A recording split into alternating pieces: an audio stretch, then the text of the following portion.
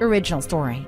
The real father can't legally claim our son without causing himself issues. So we agreed to an informal arrangement where he didn't claim him but still paid support. He gave my sister his name, and he got on a video call with her and verified that he was the father.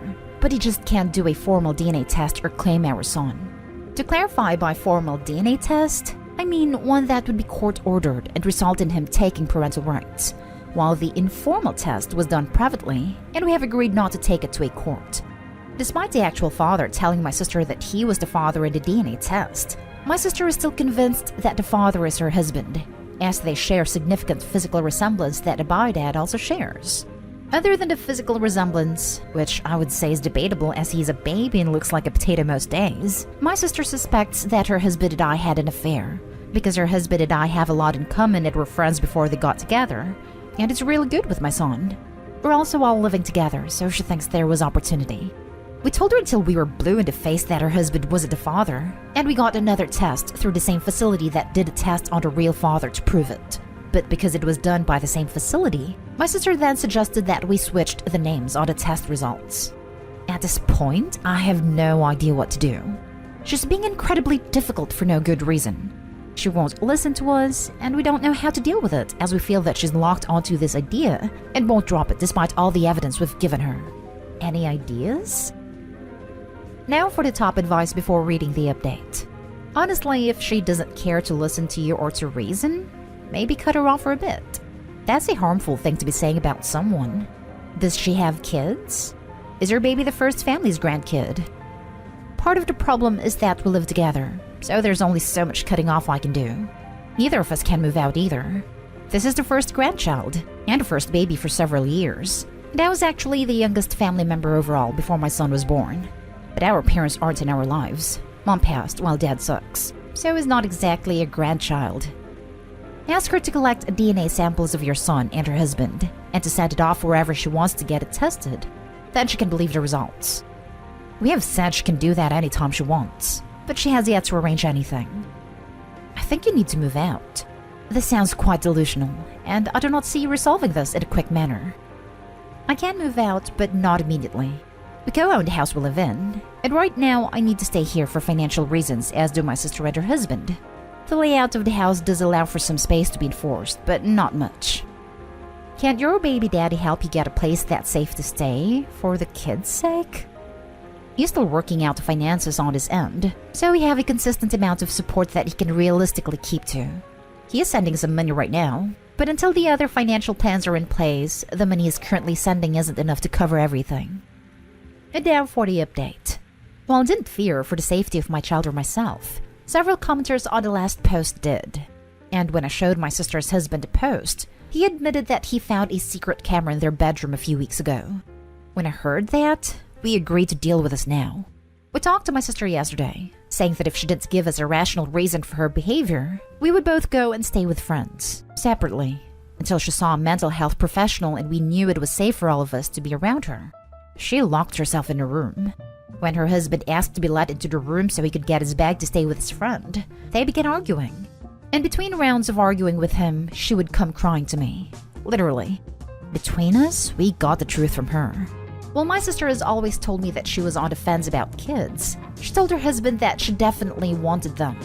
Truth is, she has never wanted children, and doesn't think she ever will. She knew this before she and her husband got together, but lied thinking that after they married, she could talk him out of wanting kids. She managed to convince him that they should hold off on kids, until I had a baby, which prompted him to ask her about kids again. She realized she had to leave him, but then she lost her job, so he was supporting both of them. A no-fault divorce requires they live apart for years before filing, and my sister could no longer afford this, so she realized it would have to be an at-fault divorce, and it would have to be his fault. She never believed that he was actually the father of my child, but she thought that by freezing out both of us, combined with her accusing us of cheating, being crammed into a small space together, him being good with my son, and our past friendship, it would all lead to us actually having an affair that she could catch on camera. She could then divorce him due to cheating, and rush the process and push for alimony on the grounds that he cheated on her with me while she was unemployed, and without alimony she would be stuck living with me, her husband's affair partner. The only flaw in her plan was that neither of us would ever do that to her. Her husband is currently staying with friends until he figures out what he wants to do. I'm at the house still, with my sister and my son. Things are tense, but she's agreed to sell the house, though she isn't happy about it. She has stayed in her area of the house all day, and I'm hoping she keeps to this. So, your sister is a terrible person. Hope you can see this. She lied to her husband and tricked him into a relationship under false pretenses, basically. Having kids is a huge life goal for some. That's just number one. She is so much of a C-word that she wanted to frame her sister and her husband to have an affair so she could get money? Jesus Christ, what a toxic person. I do know that it was terrible of her to lie to her husband like that. I was friends with him before they even met and set them up, because my understanding was that she was on the fence, but willing to have kids and he wanted kids, so I figured they could work the details out themselves.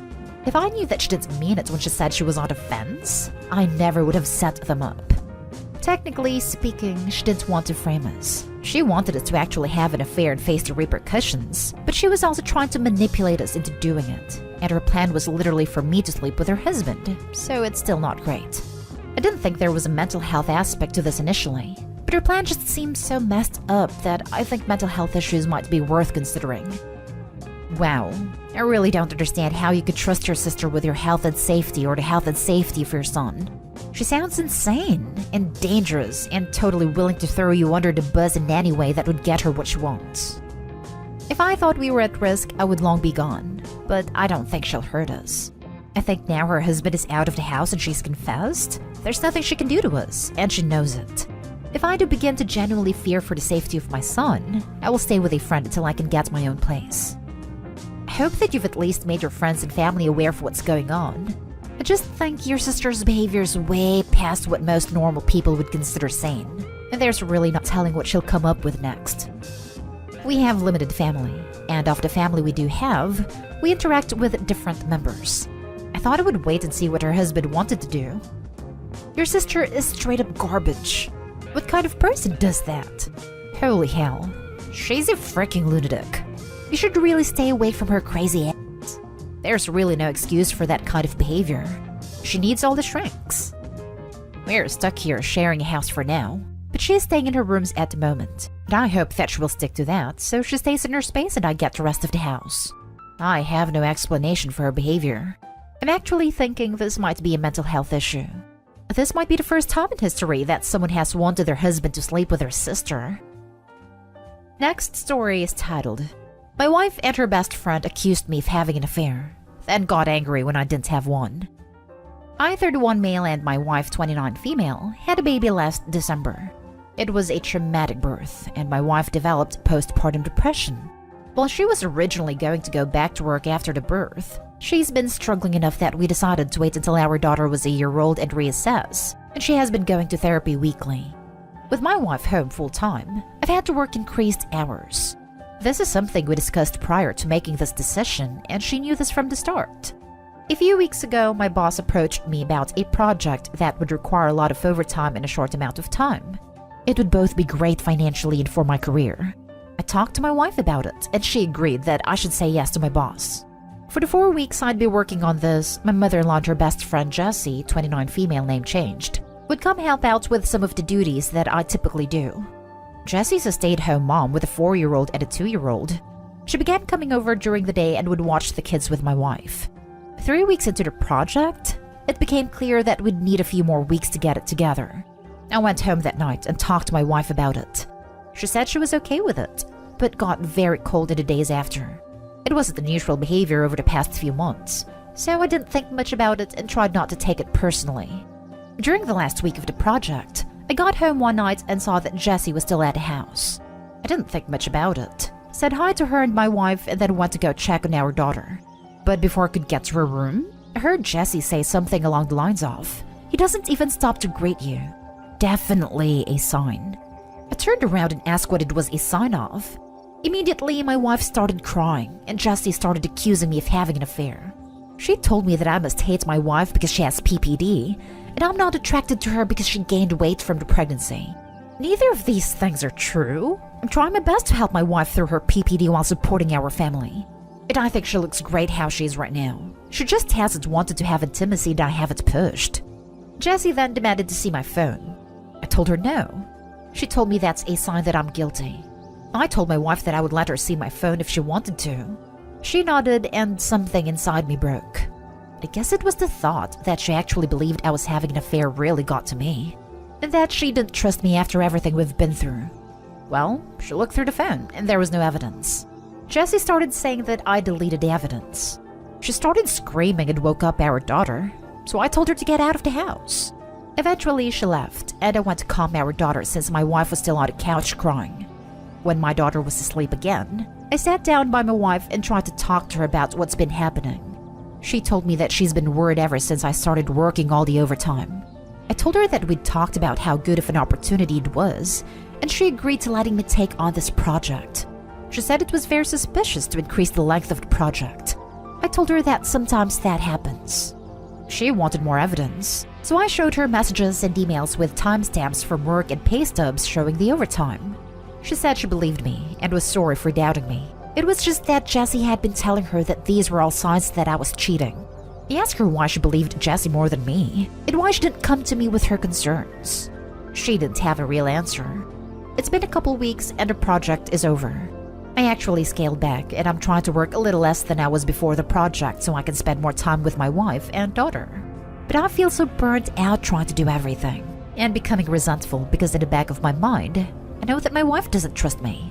I ask myself what happens the next time I have a project, or I have to run errands one day, or if I have a business trip. Am I going to come back every time to accusations that I'm cheating? I've tried bringing it up a couple times, but my wife tells me it's not the time, and that she's tired or sad. I try to be mindful of her feelings, but I wonder if that means that I can never have any of my own. I'm not sure what to do here. Any advice for how I can move forward? Now for the advice. This is a horrible situation made worse by your wife's friend, who is possibly projecting her own relationship issues on you guys. I would go to couples counseling and keep reassuring your wife that you love her. Depression makes you think crazy things. I hope the best for you. This sounds to me like Jessie is projecting onto your already very vulnerable wife. I'm happy to hear your wife is already seeing a therapist and totally agree that couples counseling is important. But just so you know, your feelings are valid. You are pushing yourself too hard and stretching yourself too thin. It's okay to feel the way you do, but please make sure you address your feelings. Don't bury them because it's not the right time. It won't ever be the right time, which is where couples counseling can come in to help force the conversation. You sound like a wonderful husband, and your wife sounds like she's pretty great too. And hopefully with some help, you'll be back to your new normal with your little family. Best of luck, man. Jessie probably projected her own problems into your relationship. You have to tell your wife that she should trust you. Maybe some therapy. Her best friend damaged a lot of something that wasn't her freaking problem. She is the devil on your wife's shoulder. And Jessie should never be allowed in the house again. She's an enemy to the relationship.